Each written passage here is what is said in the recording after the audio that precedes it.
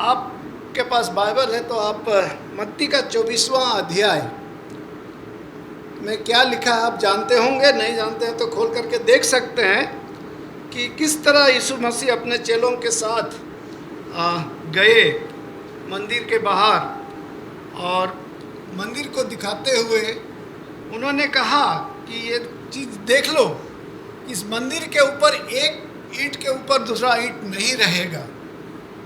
यानी कि यरूशलेम टेम्पल का तबाही के बारे में बता रहा था, यानी कि अंत दिनों का समय के बारे में यीशु मसीह अपने चेलों को समझा रहा था। और उसी संपर्क में चेले लोग पूछने लगे और क्या क्या होने वाला है, वो सब हम सबको समझाइए बुझाइए। और यीशु मसीह ने ये पूरे अध्याय में अगर आप देखेंगे तो यही सब चीज़ का चर्चा किया है, अंत दिनों का समय में क्या होगा। और आज सुबह आप सबके सामने मैं थोड़ा देरी के लिए बताने चाहता हूँ कि किस तरह ये अंत का समय निकट हो रहा है, क्योंकि जो भी कुछ प्रभु यीशु मसीह ने अपने चेलों को बताया अक्सर ज़्यादातर पूरा हो चुका है। यानी कि समझ लिए 50-60% तो ऑलरेडी फुलफिल हो गया है। ये जो भविष्यवाणियाँ जो यीशु मसीह ने अपने चेलों को बताए और अभी भी हमारे आँख के सामने में पूरा हो रहा है। आप अपने कानों से सुनते हैं, आँखों से देखते हैं टीवी न्यूज़ में कि किस तरह भयंकर युद्ध चल रहा है इज़राइल और फिलिस्तीनियों के बीच में, गाज़ा के हमास के बीच में किस तरह खतरनाक युद्ध चल रहा है। ज़्यादातर समय में आजकल न्यूज़ सुनने में लगा रहा हूँ, क्योंकि मुझे बहुत ही दुख लगता है कि किस तरह से इतने बेकसूर इनोसेंट लोग मारे जा रहे हैं। और क्यों मारे जा रहे हैं, कारण आप जानते हैं, शैतान का चाल जो यीशु मसीह ने पहले ही लोगों में चेलों में सुनाया था, चेलों को सुनाया था कि अंतिम दिनों में ये सब होने वाला है, तब तुम शीघ्र जान लो कि मेरा आने का समय जल्द है। तो भाई और बहनों, यीशु मसीह का आने का समय बहुत जल्द है और हम सबको उसका बाढ़ के लिए तैयार होना है। लेकिन क्यों हो रहा है, सवाल होता है कि क्यों एक दूसरे का जान का पीछे प्यासा है। यहूदी लोग परमेश्वर का लोग हैं, आप जानते हैं। जूस को परमेश्वर ने चुन लिया था, अपने कहना चाहिए परमेश्वर के लोग हैं। यहूदी लोग जो हैं परमेश्वर के लोग हैं।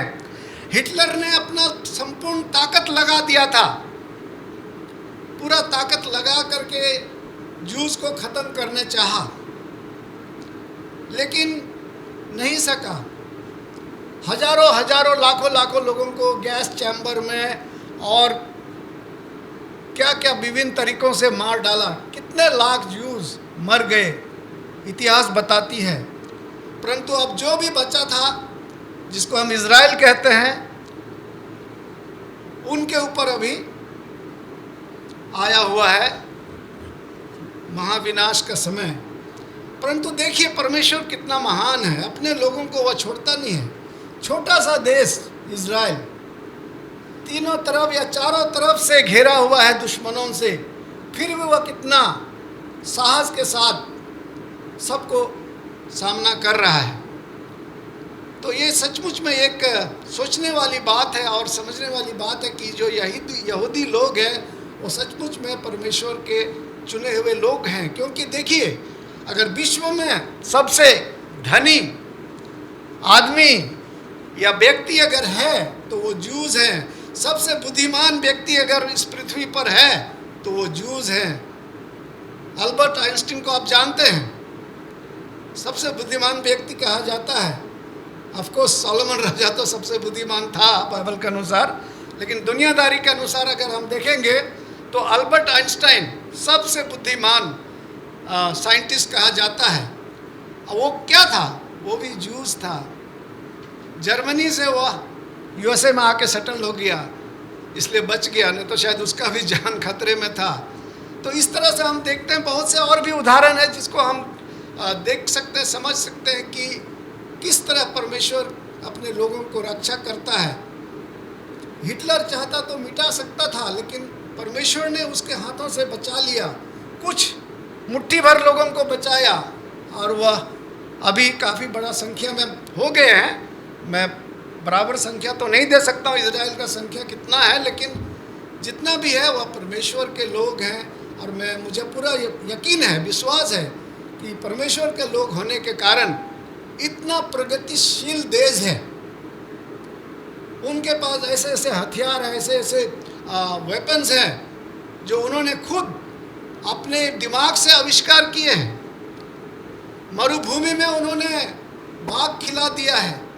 इजराइल में ऐसे ऐसे मरुभूमि जो खेत बंजर पड़े हुए थे, इजरायली साइंटिस्ट ने ऐसे ऐसे आविष्कार करके इतने अच्छे अच्छे फल, पौधे, फूल का बगान लगा दिए हैं। और ये सब परमेश्वर का आशीष इस इजरायलियों के ऊपर, यानी कि यहूदियों के ऊपर था, जिसके वजह से ये सब कर सक रहा है। आप ज़्यादातर जानने के लिए आप इजराइल के बारे में और अध्ययन करिए तो जानिएगा कि कितना अच्छा देश इजराइल था। लेकिन अभी जो कि वार हो रहा है, इधर उधर से बॉम्ब सब गिर रहा है, कितने दुश्मन उनके हो गए हैं। तो बहुत से जगह में शायद अभी बिल्डिंग सब ढह गए होंगे, ज़्यादा तो नहीं, लेकिन थोड़ा बहुत तो हुआ है नुकसान। लेकिन ज़्यादा नुकसान तो इजराइल ने गाज़ा के ऊपर किया। बहुत अच्छा, लड़ाई के पहले जब वो तस्वीर सब डालते थे टीवी में तो बहुत अच्छा लगता था गाज़ा पट्टी का जो शहर था। लेकिन अभी जब पूरा ध्वंस किया गया है तो जाके देखिए आप, कितना मरुभूमि जैसा लगता है, कब्रिस्तान जैसा लग रहा है। तो ये सब खैर जैसा करनी वैसा भरनी जैसे कहते हैं। जिसका लीडर इस्माइल हनिया कहा जाता है, हमास का जो लीडर है, हमास का लीडर का नाम है इस्माइल हनिया। उसके खून के पीछे अभी इजराइल पड़ गया है।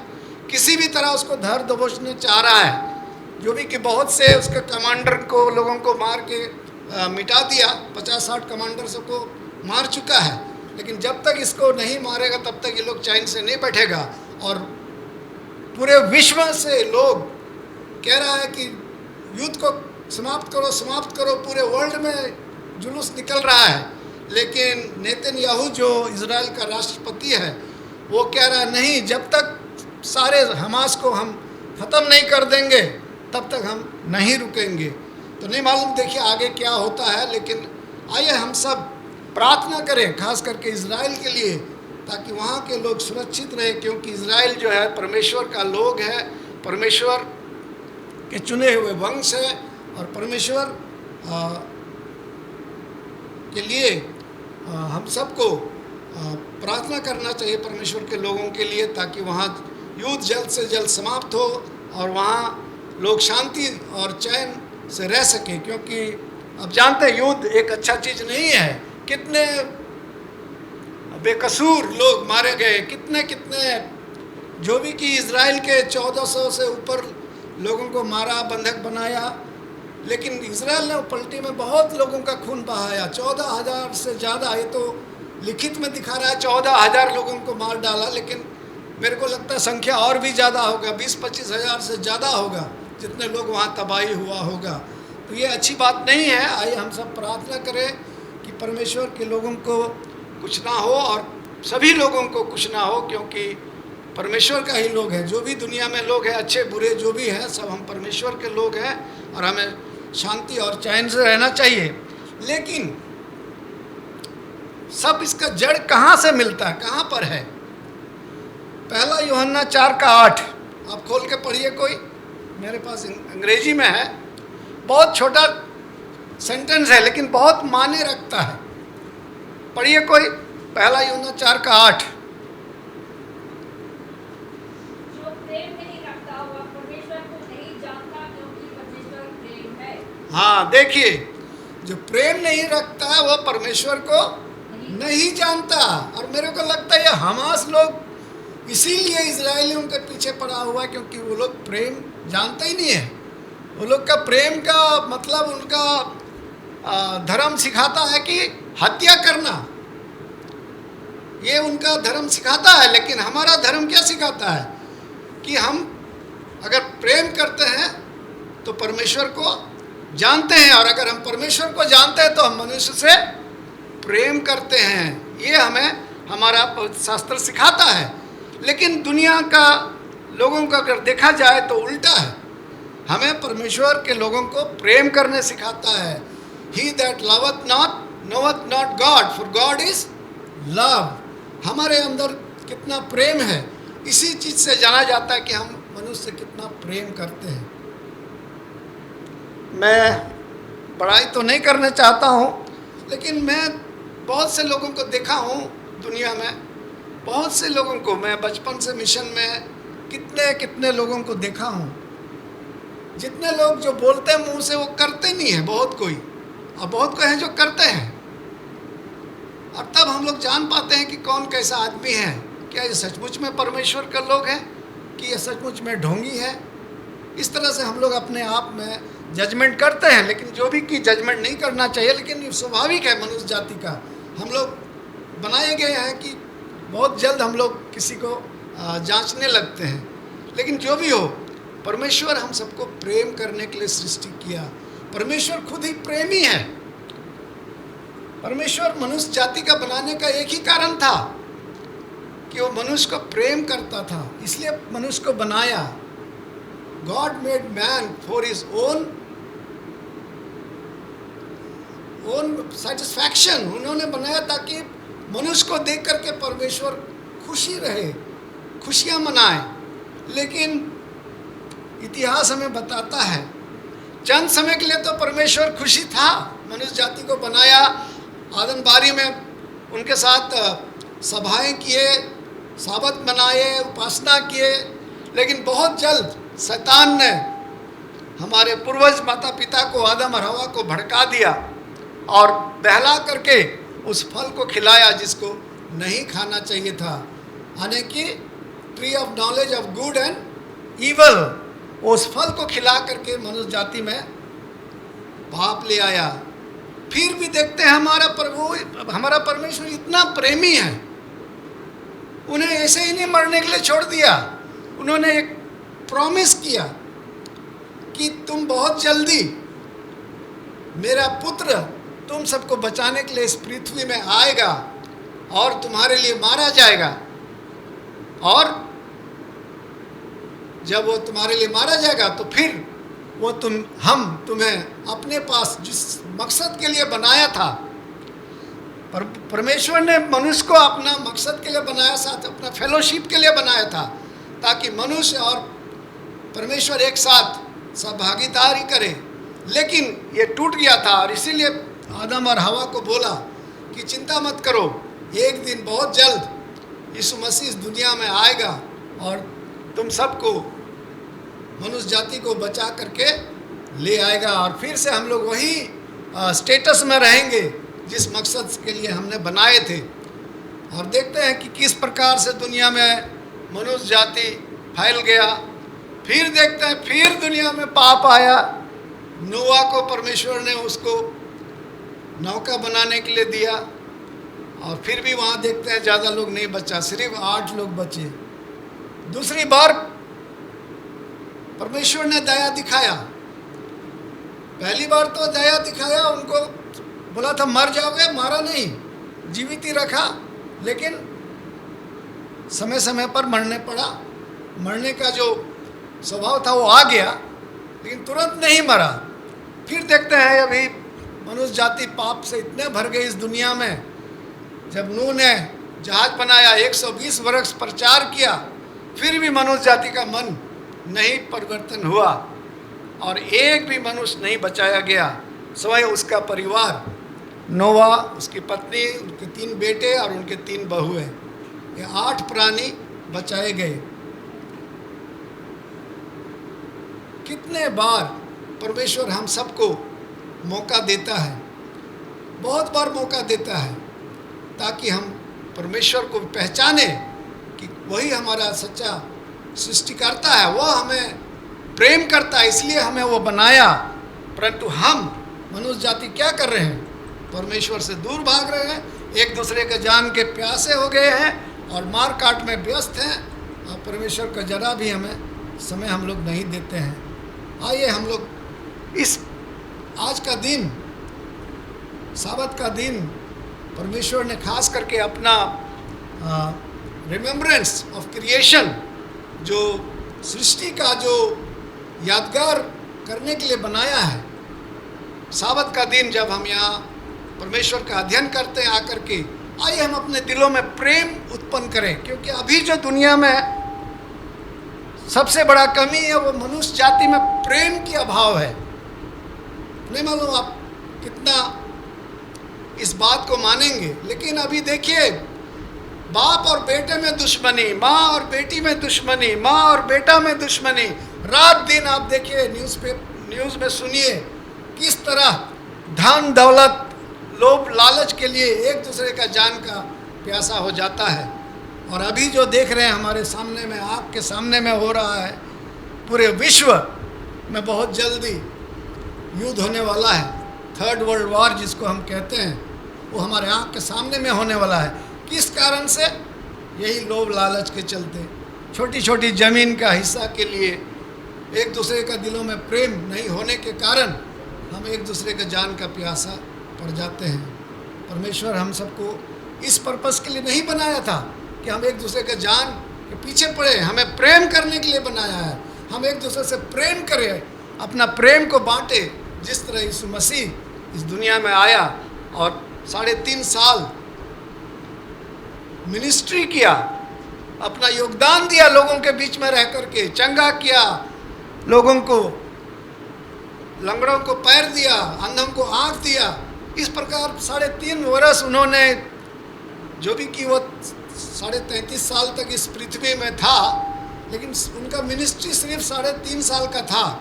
और उसी में उन्होंने जो भी काम किया, सिर्फ परमेश्वर का गवाही, परमेश्वर का दिखाने के लिए कि परमेश्वर, सच्चा परमेश्वर कौन है, मनुष्य जाति को मार्ग दिखाने के लिए वो आया था और मनुष्य जाति को मार्ग दिखाया।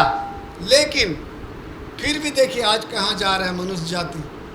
सब कोई अपने अपने मार्ग में जा रहे हैं, अपने अपने लोभ लालच के कारण अपने अपने मार्ग में भटक रहे हैं।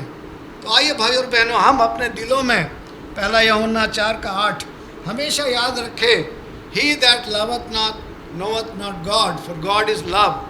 जो प्रेम नहीं करता वह परमेश्वर को नहीं जानता, क्योंकि परमेश्वर क्या है? परमेश्वर प्रेमी है। हम सब के दिलों में प्रेम का भावना उत्पन्न करना है, सबों के प्रति, सिर्फ अपने प्रिय लोगों के लिए नहीं, सबों के प्रति। यानी कि कहना चाहिए तो हमारा जीवन में कोई दुश्मन नहीं होना चाहिए, कोई नहीं। हम सबको अपने बराबर प्रेम करना है। हाँ, love your neighbour as yourself. आज का हम लोग लेसन स्टडी में यही सीख रहे थे ना। हाँ, अपने पड़ोसी को कैसे प्रेम करो, अपने जैसे। और हमारा सबसे बड़ा आज्ञा, यानी कि दूसरा सबसे बड़ा आज्ञा है क्या आज्ञा है? कि अपने दुश्मनों को कैसा प्रेम करो, अपने जैसा प्रेम करो।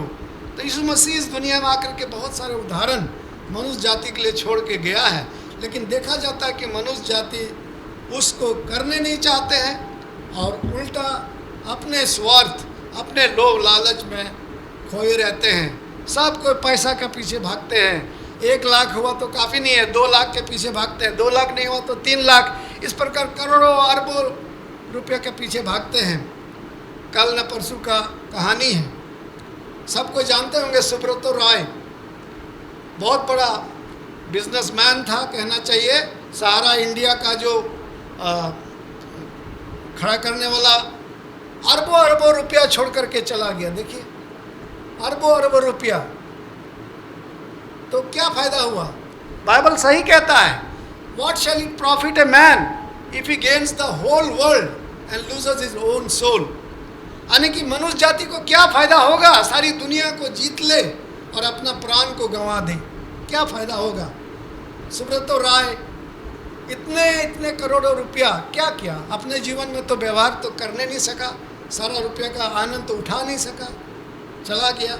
लेकिन क्या फ़ायदा हुआ? कितने लोग रो रहे हैं, आज भी रो रहे हैं। जिसको पैसा पाना था उसको नहीं मिला, जिस लोग ने उसका वो लिए थे, पॉलिसी लिए थे, उन लोग को पैसा नहीं मिल रहा है। अब इस भारत सरकार बहुत सारे रुपया छोड़ गया है स्टेट बैंक ऑफ इंडिया, यानी कि रिजर्व बैंक ऑफ इंडिया में। अब वो जो लिस्ट है उसके अनुसार अब भारत सरकार बांटेंगे उन लोगों को बांटेंगे तो अच्छा है। कभी कभी भारत सरकार भी नहीं बांटते हैं, आदमी मर गया चलो सारा पैसा डूब गया, ऐसा भी कह सकता है। नहीं जानते भाई और बहनों, लेकिन मेरा कहने का अर्थ क्या है, हम सब बहुत ही लोभी और लालच बनते जा रहे हैं दिन बाय दिन। हम सब का मतलब मैं पर्टिकुलर आपको नहीं बोल रहा हूँ, हम जनरलाइज कर रहे हैं। जो हम देखते आ रहे हैं आजकल सभी जगह में है, सदर्न एशिया डिवीज़न हो, नॉर्थ अमेरिकन डिवीज़न हो, कोई भी डिवीज़न क्यों ना हो, सभी कोई आजकल पैसा के पीछे भाग रहा है, सभी कोई। अब बहुत बुरा लगता है। हम अपने आप को 7 डे एडवेंटिस्ट कहलाते हैं, आखिरी दिन के आखिरी चुने हुए वंश कहलाते हैं, परमेश्वर का लोग कहलाते हैं, लेकिन हमारे अंदर में जो लालच और लोग का जो गुण है वो हम छोड़ने नहीं मांगते हैं। परमेश्वर हम सबको मदद करे और उस आत्मा को दे, पवित्र आत्मा को दे, जिसके वजह से हम अपने दिल को कठोर कर सके और इन सब बुरी आदतों से हम बच सके और अपने आप को मजबूत कर सके, ताकि हम परमेश्वर का सच्चा भक्त बन सके।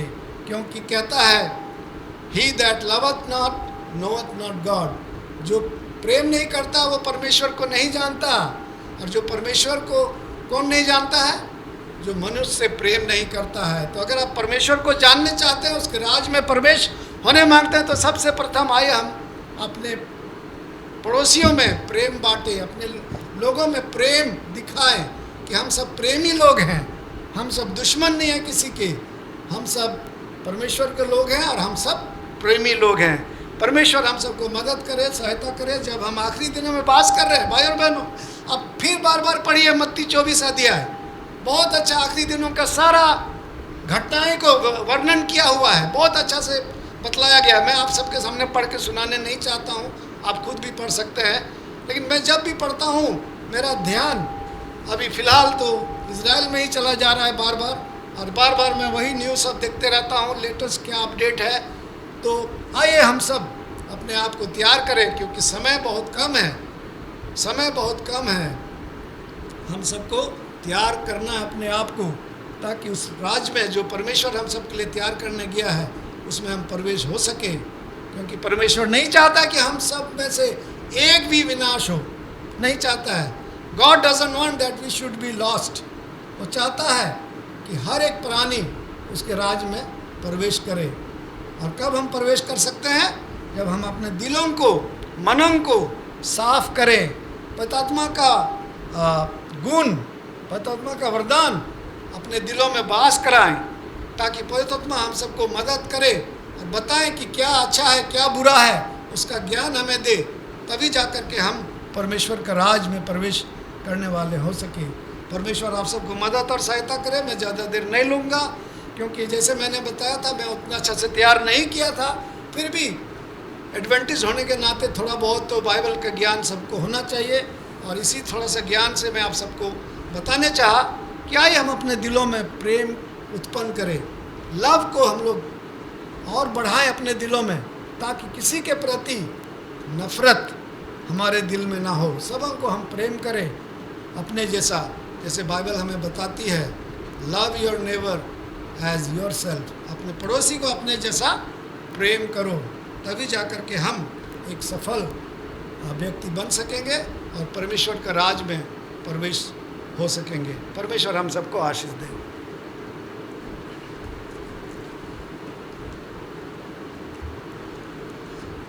धन्यवाद देना चाहूँगा सुंदर वचन के लिए, और सर आपको धन्यवाद।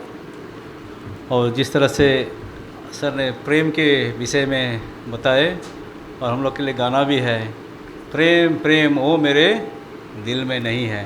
हमारे दिल में क्या भरा है? पाप भरा है, पाप से भरा हुआ। आइए हम अपने पापों को परमेश्वर के सम्मुख हम समर्पित करें और आगे बढ़े, जिसमें हम में परमेश्वर का प्रेम दिखाई दे। आइए हम आज की सभा को अंत करने के लिए गीत गाएंगे। 124 नंबर, यीशु पर भरोसा रखना। 124 नंबर खोलना होगा तो खड़े हो जाएंगे।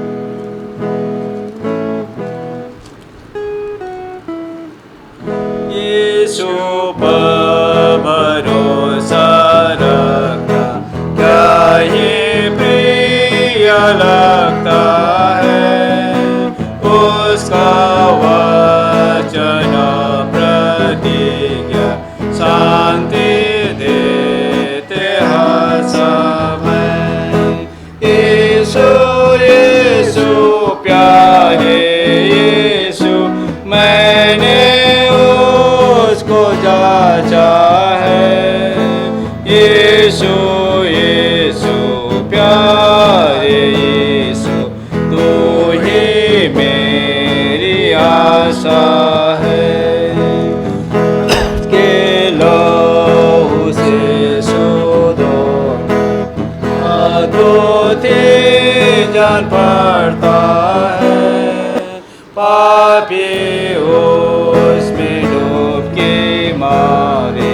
निर्मल हो निकलता है। यीशु यीशु प्यारे यीशु, मैंने उसको जांचा है। यीशु यीशु प्यारे यीशु, तू ही मेरी आशा है। वापस से भी छुटकारा, शांति आनंद और विश्राम, यीशु से विश्वास के द्वारा मुझे मिलते बिना दाम। यीशु यीशु प्यारे यीशु, मैंने उसको जांचा है। यीशु यीशु प्यारे यीशु, तू ही मेरी आशा है। मुझे है आनंद कि मैंने तुझ पर किया है विश्वास। प्यारे यीशु मुक्तिदाता, आंधोरा तू मेरे पास। यीशु यीशु प्यारे यीशु, मैंने उसको जांचा है। यीशु यीशु प्यारे यीशु, तू ही मेरी आशा है। आइए हम प्रार्थना करें। महान स्वर्गीय पिता, फिर से तुझे धन्यवाद देते हैं सारी आशीषों के लिए। धन्यवाद देते हैं सुंदर समय जो तेरे सामने हम बिताए। पिता, हमें मदद और सहायता कर ताकि तेरा प्रेम हमारे दिलों में वास करे, ताकि हम सारे लोगों को प्रेम कर सके, ताकि हम तेरे राज्य में प्रवेश होने वाले बन सके। प्रार्थना करते हैं जितने लोग यहाँ तेरे सामने सर झुकाए हैं, सबों को तू नाम बनाम आशीष दे, सबों को तू ना भला चंगा कर। जो खास करके प्रार्थना करते हैं जो बीमार दुख है तकलीफ में, सबों को तू सुधी ले। खास करके प्रार्थना करते हैं जो हॉस्पिटल में एडमिट है पिता, उनका भी तू साथ हो, उन्हें भी तू सुरक्षित रख और उनको भी तू चंगा कर। पाती प्रार्थना करते हैं इजराइल के लोगों के लिए और हमास के लोगों के लिए जो वहाँ जंग चल रहा है पिता, जो बहुत से लोग घायल हैं तकलीफ में, सबों को तू सुधी ले और सबों को तू चंगा कर। हम सबके तू साथ हो, आशीष से हमें विदा कर। छोटी बिनती यीशु मसीह के नाम से मांगते सुन ग्रहण कर।